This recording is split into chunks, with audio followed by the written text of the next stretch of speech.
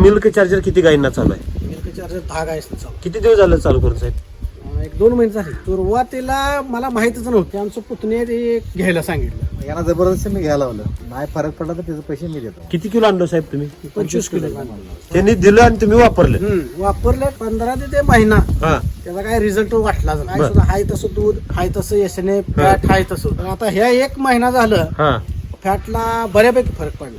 5 fat लागतं या SNF 8-9 SNF लागतं. एसएनएफ ला फॅट अगोदर किती लागायचं 4 लागत तेव्हा तर 38 रुपये पडत होतं. आणि आता फॅट किती आहे? 5 फॅट आहे 41 41.5 रुपये धरतो. लिटरला 3-4 रुपये वाढले. टोटल आपलं दूध किती आहे साहेब?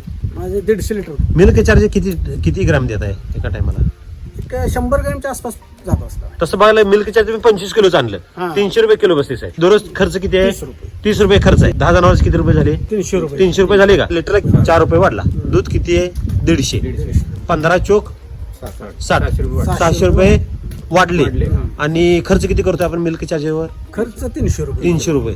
300 रुपये गुंतवणूक दररोजची आणि 600 रुपये प्रॉफिट आहे.